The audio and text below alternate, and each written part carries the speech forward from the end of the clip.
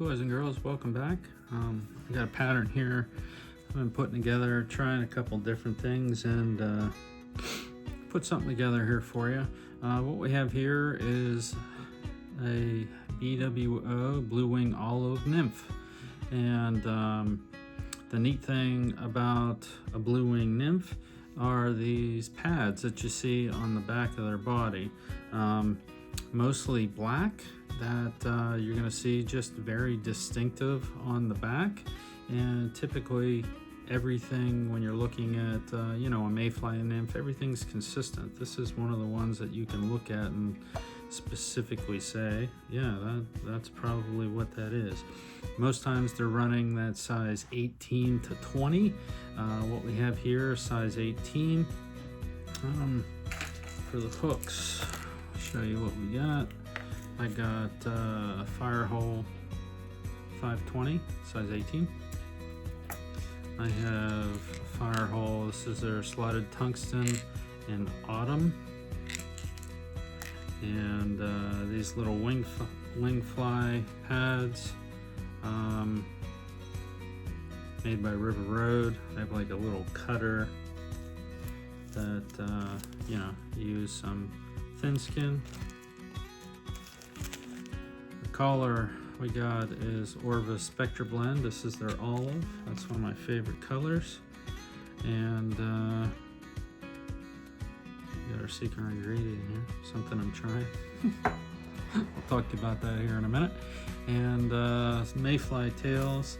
These are just those little fibbits in yellow. So let's get into it.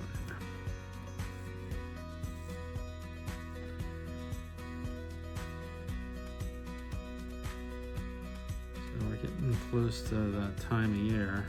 Here we go, Semperfly Yellow Nano Silk. That's what I'm using for the body, and also for the wire rib. This is the Semperfly 0.2. They got like 3 or 4 different colors. This is chartreuse, and I'll talk to you why I picked that one also. So first thing we got to do is get these tails on here. Make sure that thing's seated correctly.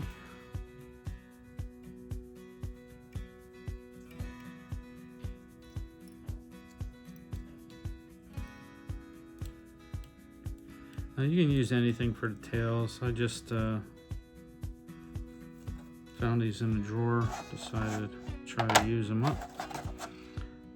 That time of year with sulfurs coming off and blue wings coming off, they're very similar in shape and size.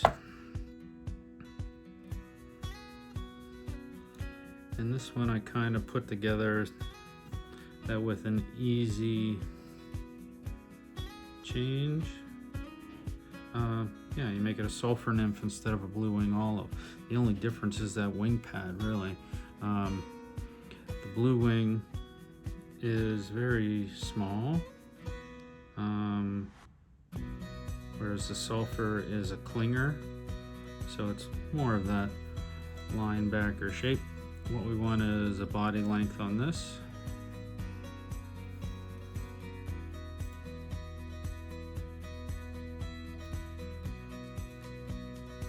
It's okay to put them up here closer to the head, because we do have to build up a little bit of bulk, just to taper. You can do that pretty easily with the Nano Silk. But these microfibbits, they have their uses. I don't use them a lot of times. I've had them in my drawer. Used them when I was tying a lot of dry flies, because they're nice and stiff. But when they tie on, they can crimp a little bit sometimes.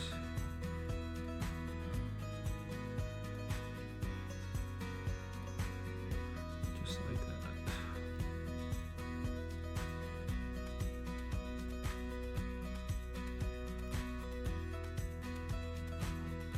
Try to go underneath them here.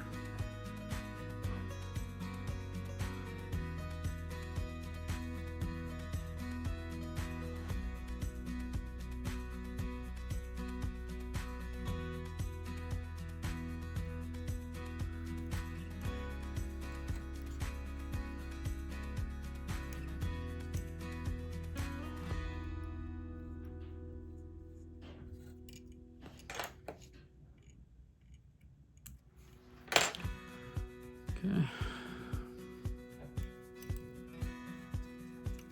Now our wire, we cut off a piece to tie this on.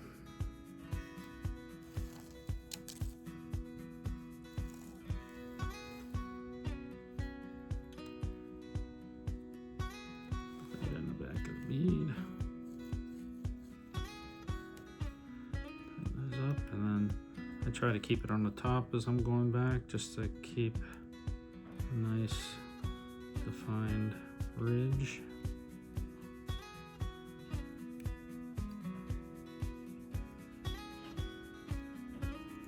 Okay, now we're going to build a body. Don't need a lot, just trying to cover up and give a good base here, because this yellow nano silk, one of the reasons I picked it, when you put like any type of solvent on it, or UV type product, it kind of dulls out a little bit. So when you're picking colors for your patterns, most recent comparison that I've seen on TV is this purple toothpaste, that if your teeth are yellow and you put purple on yellow, it can make the colors change, and you end up you drown out the yellow with the purple, and it makes your teeth white. So using that type of color scheme or thought process with your color schemes can really define some of the bugs that you make. So if you're using yellow and green, when they blend together, you're going to get something in between. And if you kind of utilize some of the parts of the hook that you're using with a color thread that, when it gets coated with UV or hard as nails or something, almost becomes a little bit transparent, and then you throw in a bright green wire, which doesn't really come in nature. When you mix those two together, it just kind of gives it that a little bit of a dulled off look, and we'll kind of show you what we're looking at here in the next couple minutes. So we have a bright gold body, we got the bright green, lost my wood finish, bright green wire, and when we put it together, it can kind of mute things off a little bit and make a color that you really, typically wouldn't have been able to make before, or not with the materials that we have anyway. So all we're doing is just going to wrap this up. Just try to make them as even as possible.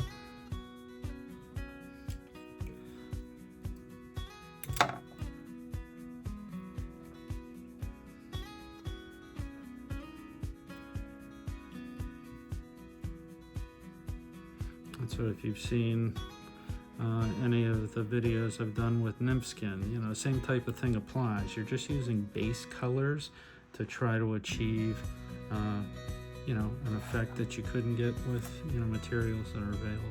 So.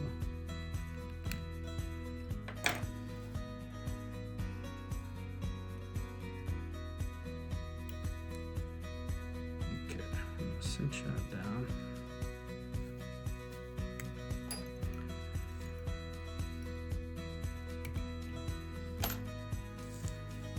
Now we don't really have a little bit of an olive tint to this now, because the yellow and the green are blending together.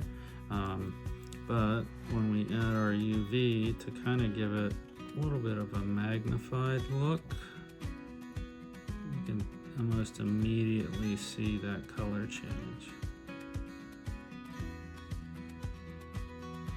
Just trying to get all of that yellow.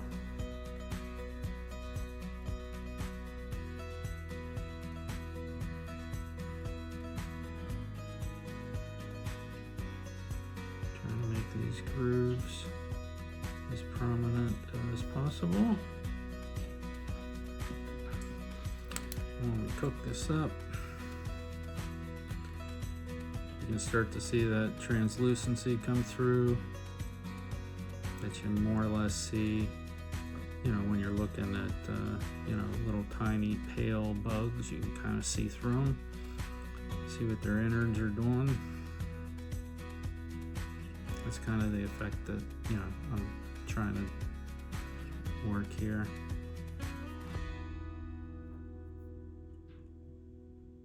So make sure you cook this real good, or if you have a good light, you don't have to cook it as far long, rather. I don't know how long I'm going to suffer with this thing.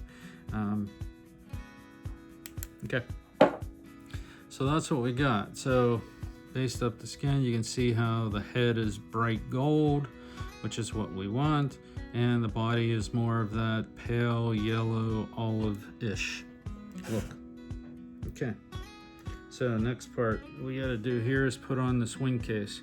Now, I buy these, or I bought this little cutter that makes these stonefly wing pads. Okay, and I use them on all my stoneflies, but I have been trying to incorporate them in other patterns because it just kind of gives it a look. If you know, a PT flyer is one that I've done really well on.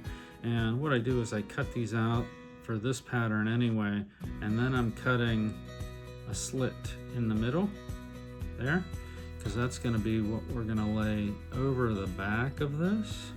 And I know it is a size 12.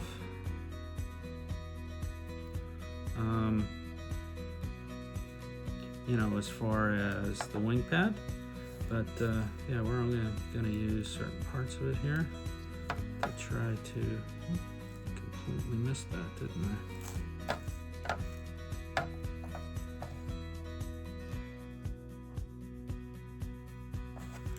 So we're going to place it on the back, and we're trying to fold this down over as much as possible. That's where that little slit comes in. It'll help open that up on the back a little bit so that it'll fold and not, you know, create like a little bubble.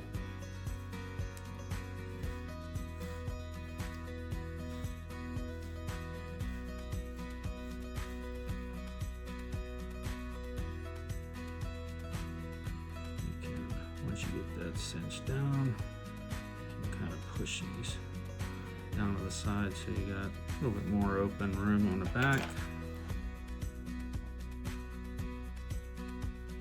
A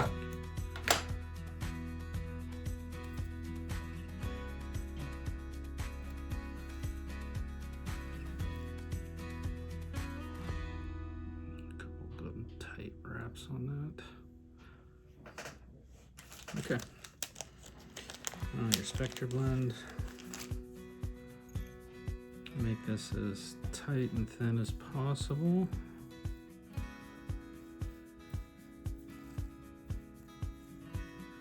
Because I don't really want to create bulk.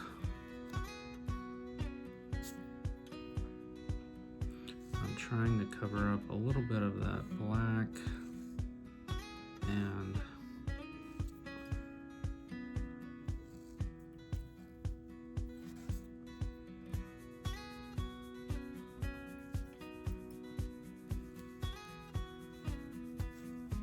make sure that it's just secured in the position there.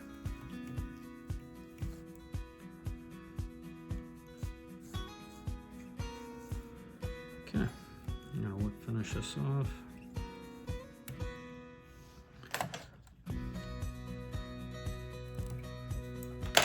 All right, now we're gonna just get crazy here.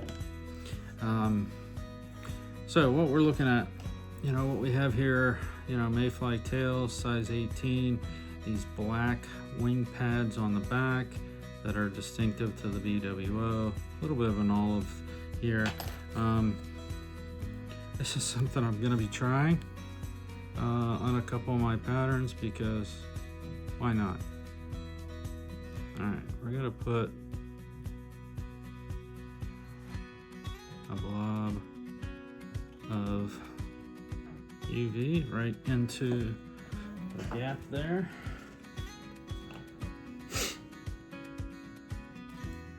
And I got my glitter. Just gonna sprinkle some of that on. Completely covered it.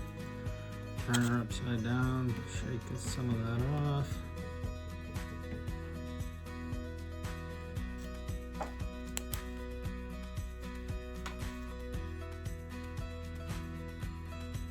And we're gonna cook it. Most of this brushes off. You can see how bright it is there if fish can see fluorescence. Doesn't add a lot to the color as far as what we can see, but you'll see here in a second. I bought that glitter, I swear, like 2 years ago. Found it in a drawer. I was gonna use it for like, all right, there we go. Mostly on the head, but it doesn't change it too much. I did this with another pattern that, you know, I thought looked really good when it was in the water there. Something a little bit different. And we're gonna cover up that hole anyway, so we might as well make it useful. So there you go, BWO Nymph. Tie some up. If you want to remove the wing pads or use a magic marker to try to color those in. My hands aren't steady enough to do that, so I decided to try this. Or don't use, you know, the wing pad. Just make it all golden. Maybe a little bit heavier on, you know, on the collar there, because a sulfur nymph is, you know, more of a linebacker, clinger style. But probably going to be putting one of those together here. I saw some new beads that I wanted to try out. So here you go, guys. BWO Nymph. Tie some up. Super simple, super quick. Use what you got. Go from there, okay? Thanks for stopping by. We'll see you soon.